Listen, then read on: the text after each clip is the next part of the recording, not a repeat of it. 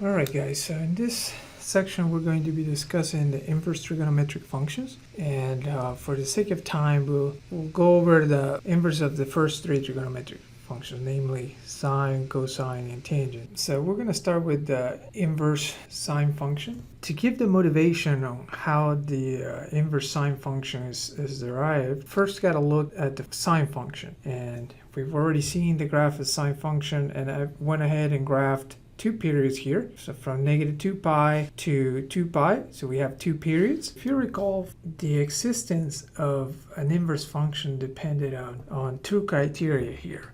The function had to be 1 to 1, it had to be onto. And remember, this sine function keeps going forever on both directions, right? This wave keeps repeating over and over again to the right and to the left. So right away, you can visually see that if you trace a horizontal line here through this graph, it's going to intersect at more than one point. It actually will intersect at an infinite amount of points. So we're going to have to restrict our domain here to be able to define an inverse for sine. So if we make the cut right here from negative pi halves to pi halves, we'll have this section where if you look at just the red section here and disregard everything else, that section from sine x, our sine function, will have an inverse there. And you can test it with the horizontal line test, right? Any horizontal line will cross this red section only once, right? So we're going from the min here, -1, and the y values all the way to 1 there, and we stop right there.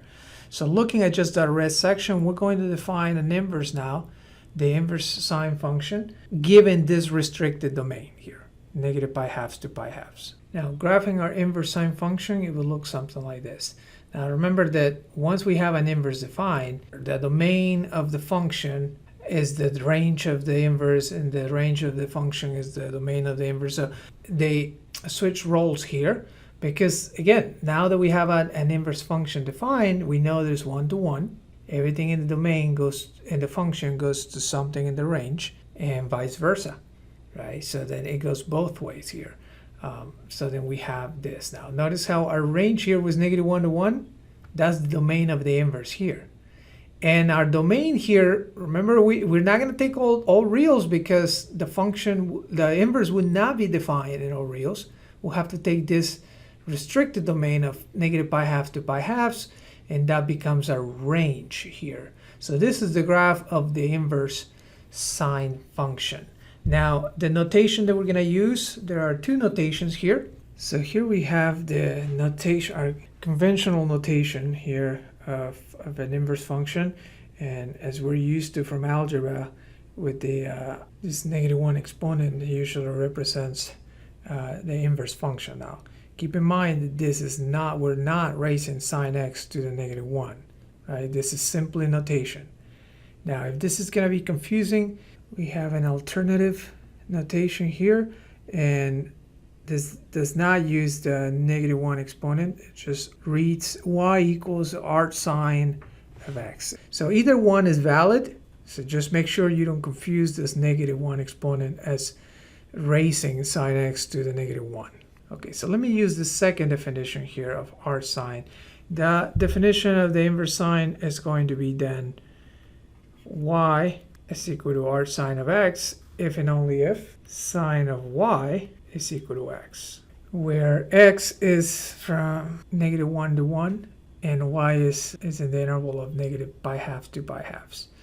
And again, this inverse is only going to work if this x and y stay on that domain and range. So from here we can conclude that, and you can see it from the graph, that the range, or sorry, the domain of the arc sine, the inverse sine function, is -1 to 1, and then the range goes from negative pi halves to pi halves. Now this is very important, because when you evaluate the inverse sine function, is not going to exist if x is not, if the input of arc sine is not between -1 and 1 inclusive. Now by the way, these two are inclusive. You can see that with the brackets, so that includes the endpoints, -1 and 1. Same thing as the range here. It includes negative pi halves to pi halves inclusive. So similarly for the inverse cosine function, we're going to have the same idea here than the sine. You can picture the cosine function and restrict it. Now, our cut is going to be at a different place that it was for sine. Sine, we had to cut it from negative pi halves to pi halves. For cosine, since cosine starts here at 1, right, 0, 1, then we're going to cut from 0 to pi. And again, I'm skipping that part where we cut it from cosine, because you can figure it out yourself or graph it yourself and derive that portion, that part. But basically, it's going to end up having a similar graph than sine. Now, of course, here our range is going to be a little bit different, because here on sine, the range ended up being the domain, the restricted domain that we had, the cut that we made here. For cosine, it's going to be 0 to pi, because that's where it's going to give us a portion where the inverse could be defined. From here, we can say then y equals r cosine of x if and only if cosine of y is equal to this x. Now, this is true where x is in this domain, negative 1 to 1 inclusive, and y is from 0 to pi inclusive as well.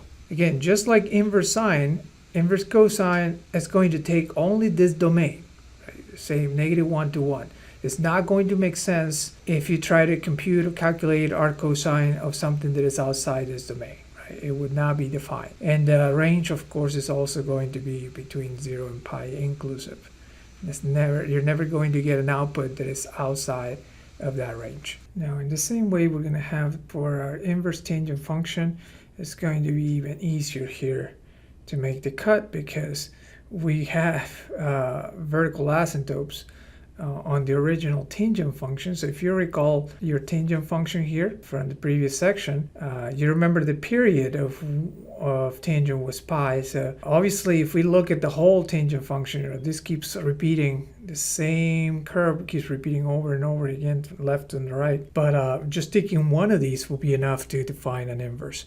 So let's go ahead and take this one right here in the middle, the one from negative pi halves to pi halves. And remember, there's nothing at those pi halves and negative pi halves. There are asymptotes there. So if we take that and graph our inverse now, remember the domain becomes our range now, and those vertical asymptotes will be now horizontal asymptotes. And what was our range in the function tangent, which was our reals, is now our domain. So, and of course, we have our notation here. We can now have our definition of the inverse tangent function. Y is equal to r tangent of x if and only if tangent of y is equal to this x. Now, this is for x, all real numbers. As you can see, the domain of our tangent is all real numbers, and this y, the range, has to be in the interval negative pi halves to pi halves, not including the endpoints, because there are asymptotes there. So notice how it's very similar to the range of sine inverse. Sine inverse includes those endpoints. Tangent inverse does not. So then these are the kind of things you want to keep in mind, especially when we start evaluating inverse trigonometric functions, that first of all, the input or the argument has to be in the respective domains, and that the output stays in that range.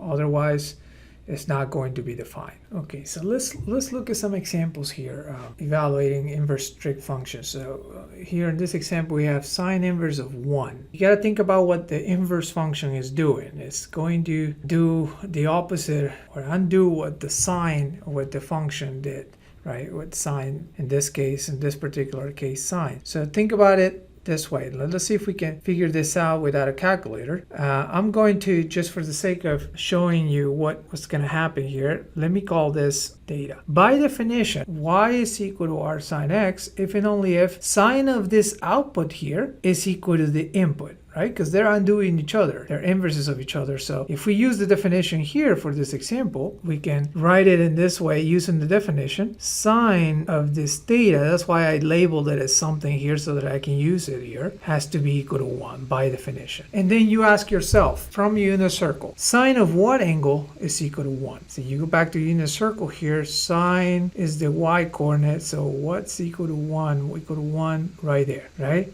and that is pi halves. Again, we're going to start doing everything in radians. Unless you're given different instructions, we're always going to assume the answer is in radians. So if we go back here to our problem, theta will have to be equal to pi halves. Why? Because sine of pi halves is equal to 1. So therefore, this answer here, sine inverse of 1 is equal to pi halves. So notice how you're thinking about the angle for which when you take the trig function of that angle, you get the input here. So you're going backwards here. So let's do another example here. Okay, so cosine inverse of -1. Again, you're thinking to yourself, okay, I'm gonna call this something theta here. And by definition, cosine of theta have to be equal to -1. So therefore, what angle, cosine of what angle is equal to -1? Going back to your unit circle again, if you look at -1, cosine was the x coordinate here in the unit circle. So -1 is right at pi, so it would have to be pi. The answer here is pi. Now notice here guys, and this is something that is going to be very important for other types of problems. Remember that we said the input of the inverse functions have to stay in their specific domains, and their answer, the output, has to stay in the specific range. So like for instance, sine and cosine have a domain of -1 to 1, which is exactly what I asked you here, 1 and -1. Since it's inclusive, that's okay. Those are going to be defined. And the range, notice here, is the answer here is pi halves. That is in the range here of sine inverse. So that agrees with the definition. And then the answer here for cosine inverse was pi, which is again also in this range here, because that's inclusive. So we're good so far. Let's do a couple more examples here. Okay, so here we have arctangent of 4.84. Okay guys, so our first instinct would be to try to see if we can find this from the unit circle with exact values. And 4.84 is not in here. It's not a value that we're familiar with. So in that case, you would have to use your calculator here. And this is also one of the reasons why we stay with we just define the inverse sine, inverse cosine, inverse tangent, because those are the things that you have right away in your calculator. And notice how for arctangent we don't have to worry about the domain, because the domain is all reals. So we don't have to worry about this being defined or not. It will be defined. And if you bring your calculator, notice the inverse are here in blue, so you have to click second and tangent. So that will be the arctangent, and then you type 4.84. Yeah, since for our purposes everything here it's going to be in radians. Make sure you're in radians. So that will be your answer, right? And you can check your mode here. It's by default in radians unless you've changed it. Now for the other one here, arc sine of -1.1. So again, that's not a number from the unit circle, so we're gonna go ahead and put it in here in the calculator. Arc sine of -1.1, and if we click enter here, we're gonna get an error. Notice how it says domain. We should have been able to realize that this -1.1 as an input here is not gonna work. And why is that? Because going back to our definition of sine inverse, the domain has to be, or the input of that sine inverse has to be between -1 and 1, and this -1.1 is outside that interval. So that would be undefined, and you see that in your calculator as well as an error, right, in the domain. So this would be undefined for us here. Okay, one last thing that I want to go over here in this section is the composition with inverse trigonometric functions. So we have defined the inverse trigonometric functions, or at least the first three. Let's see what happens when we compose trig functions with inverse trigonometric functions and vice versa.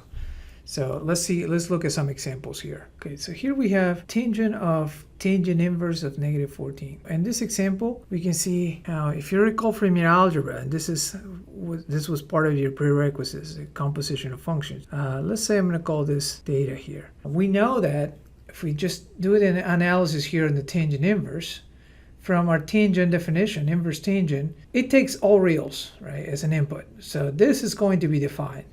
So this theta is going to be somewhere in this range right there.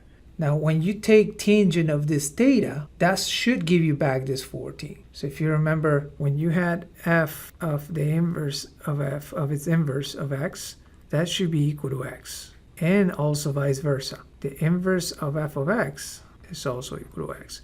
Now, this property is going to hold true, but here we just have to be extra careful that because we restricted the original domain of this function, trig functions, to be able to define these inverses, we have to make sure that this inputs and outputs stay in their respective intervals here. Otherwise, these inverses are not going to be defined.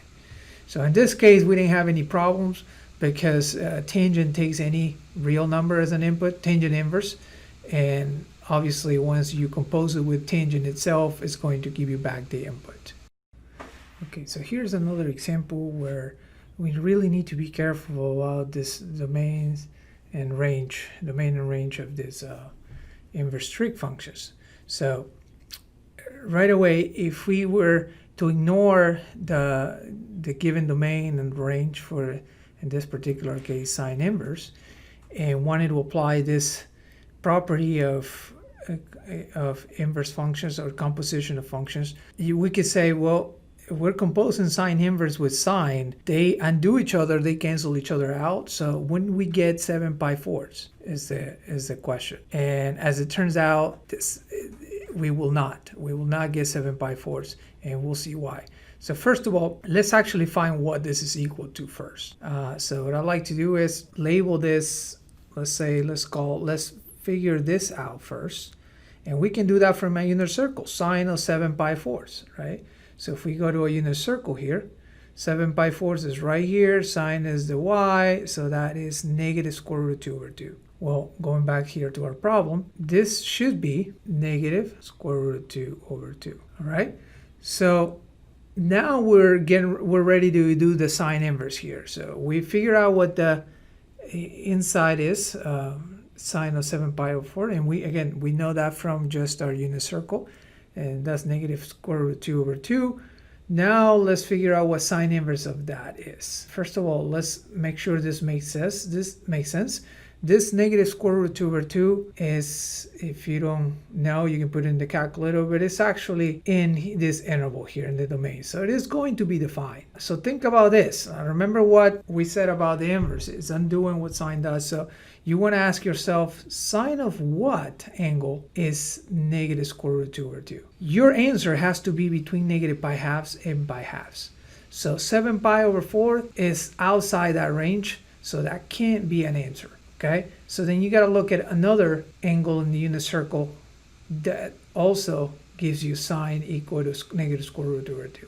Somebody may say 5/4, sine of 5/4 is also negative square root 2 over 2. But just like 7/4, 5/4 is also outside of the range of sine inverse.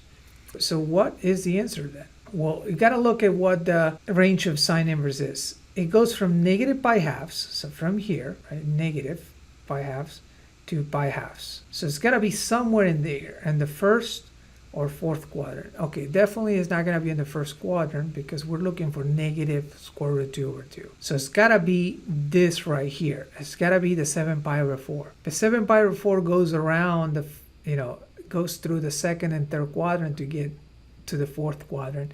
So that can be our answer. So then we have to think about a negative angle here. So if we look at 7/4, and this is where our ideas of coterminal angle comes in handy, because negative pi4 is also coterminal to that, and that would actually be in the range of sine inverse. So going back to our problem here, if we wanted to do sine inverse of this, the actual answer is negative pi/4, because that's the only answer that is in the range of sine inverse. And remember, guys, because the inverse functions are one-to-one, the answer is going to be unique. So there's not going to be an infinite amount of answers. The answer is going to be unique here, and is negative pi/4 in this case. Now, if you put this in the calculator, of course, you can get it too, and it's going to calculate pi into it, so it's not going to be exact. So that's why I need you to know your unit circle so that you can give me exact values, exact answers. So here you can see how in this example, this sine inverse does not cancel the sine inverse out. They don't cancel each other out, giving you 7/4 as an answer. We have to be careful here and make sure we're in the right domain, the right range for this inverse function. So that's the important thing about this inverse functions here. You have to keep up with what their respective domains and ranges are. Okay, so even though we didn't get the input back, 7/4, we're still able to do it. So you should be able to, assuming everything is defined and the inputs make sense, you should be able to still get an answer. Okay, so what happens if you have a composition of functions, a trig function with a different inverse, not its own inverse function, but a different inverse trig function? So in this example, we have cosine composed with arctangent of -3/4. Now, our first instinct would be to try to do the inside first and figure out if we can do this from the unit circle. And if you look at unit circle, it shouldn't take you long to realize that 3/4 is nowhere in here. So then we need to do something else. Now, obviously you can always put this in the calculator and get the answer that way, but the answer may not be exact. Sometimes the numbers are nice enough that you can get exact answers from the calculator. But for the purpose of learning this skill here, or finding and doing this kind of problem here, we're going to see how to get an exact answer from a problem like this. And we're still able to do it. We're going to have to use a little bit of our trig here from the previous sections. And this is the way we're going to do it. So here we're going to start with the inner function here. So we'll take the arctangent of -3/4.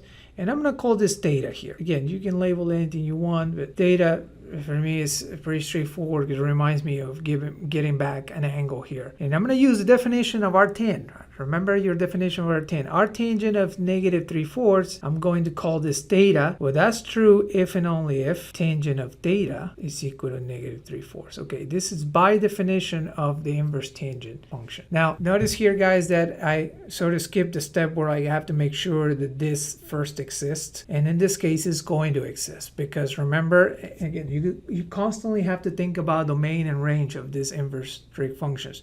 So the domain of arctangent is all real, so I don't have to worry about, in the case of arctangent, I don't have to worry about whether this exists or not because it takes all real, so this is going to be defined. So then I'm calling that some letter theta here. So then by definition, tangent of theta, of this theta, would be equal to -3/4. Now, at this point, I like to figure out where this theta is, in what quadrant. Why? Because I'm ultimately going to find cosine of theta, and I want to make sure that my final answer has the right sign, whether that's positive or negative. So you can do this later on in the problem or at the very end. I like to do it now so that you don't forget. You make a note of yourself and make sure you add the right sign at the end. So how am I going to find the quadrant where this theta lies? Well, I'm going to rely on my definition here of my trig function as well as my definition of the inverse. So first of all here, using the knowledge that you already know, tangent is negative on the second quadrant and on the fourth quadrant. Because we know everything is positive on the first quadrant and tangent and cotangent are positive on the third quadrant as well. So they're negatives on the second and fourth quadrant. So having that, we know that we narrowed it down. So now with this, we narrowed it down to 2 quadrants out of the 4, right? We still need to figure out which one out of those 2 theta is in. For that, we're going to use the range of arctangent. Look at the range of arctangent. If you recall here from our definition, the range is from -π/2 to π/2, not inclusive, not including the endpoints. So then I know that if I'm calling this whole thing theta, this theta has to be somewhere here. Why? Because that's -π/2 and that's π/2. And I put circles in there because we're not including π/2 and -π/2. But it's got to be on the first or fourth quadrant. And I think that answers our question here because I already knew it was on either on the second and fourth. But the range of arctangent is telling me that it's got to be on the first and fourth. So the overlap here is the fourth quadrant. So then this theta has to be in quadrant 4. Now, again, that's going to be coming handy at the end. If we need to add a sign, then we already know where theta is. Now, from here, to figure out cosine, again, this is not an angle from the unit circle, so I got to do a little bit of trig, a right triangle trig. One way of doing this is if you draw a little right triangle here and you put your theta somewhere in here. Forget about the sign for a minute because we already know where theta is. Forget about the sign. Tangent by definition is opposite over adjacent. And of course you can figure out this third side, the hypotenuse, by doing a little bit of Pythagorean theorem. In this case the numbers are really nice. We get a nice 5 there and you can work that out yourself. But now with that third side, I'm now able to compute cosine, because ultimately I don't want to find what theta is. It doesn't really matter what theta is, because the problem is asking you for cosine of this whole thing, which we'll call this arctangent of -3/4. We call that theta. So cosine of theta here. Having the three sides in here, we're now able to find what cosine of theta is. And by definition, you know that's adjacent over hypotenuse. And that's it. And we're almost done here. The only thing left for us to do here is making sure that this cosine has the right sign. And that's why we did this analysis here at the beginning, where we figured out that theta was in quadrant 4. And then we ask ourselves, well, if theta is in quadrant 4, is cosine positive or negative on quadrant 4? And then you know the answer is positive, right? So in this case, I didn't need to add a negative in there. This 4/5 is the answer of this question here, 4/5, positive 4/5. So if you were in a different quadrant, if you had done a different trig function where that trig function was negative at that particular quadrant where theta is, then you would need to add that negative in there for your final answer. So notice here, doing a little bit of trig and a little bit of analysis to figure out the right quadrant, we can still come up with the exact answer for a problem like this, for a composition of trig functions with inverse trig functions. Okay, so here's one more example to finish up this section here. This is a calculus problem. Even though this is a calculus problem, you can implement the same skill that we just did on the previous example to solve this problem here. Now, notice here, this is a composition of a trig function with an inverse trig function, but instead of having a number, numerical value, we have a variable. So our goal is to write an expression in terms of x, only in terms of x. So in other words, an algebraic expression. So here, because we're not evaluating a numerical value here, we're gonna get an expression in terms of x. So if we apply the same idea that we did on the previous example, I'm going to call this some angle theta or some letter theta here. And the difference here, or the nice thing about this type of problems, is that we don't have to worry about the quadrant here, because we don't have a number, we have a variable. So we don't have to do the analysis of the quadrant, we'll do everything else. So by definition, tangent of theta, just like the previous example, is equal to x. And then again, we don't have to do that analysis of the quadrant here. We just want to find the algebraic expression equivalent to this here. So tangent of theta is equal to x, which I can write as x over 1. Now, why do I do that? So that you can think of tangent of theta, just like we did in the previous example, as opposite over adjacent, right? X over 1. In order to find secant of theta, we're going to need this hypotenuse here. So this is where we do our Pythagorean theorem, right? So this hypotenuse square is going to be equal to x squared plus 1 squared. So then the hypotenuse is equal to the square root of x squared plus 1, right? So this right here is x squared plus 1. Notice how it's an expression of x. So now with this, I can now compute what secant of theta is. And secant of theta, right, because that's ultimately what we want to find. We call this whole thing, this arctangent of x, we called it theta. So then secant of theta is going to be, by definition, secant is hypotenuse over adjacent. So that's going to be the square root of x squared plus 1 over 1, which we can ignore that 1 on the bottom there. So this answer is going to be square root of x squared plus 1. Okay, so notice how we can use the same skill that we used to solve this composition of functions here and get an exact answer. Use it to write an algebraic expression of this composition here in terms of the variable here, in this case x, right? So this is going to be really useful in calculus. It uses that same skill that we're learning to find the exact values of these compositions.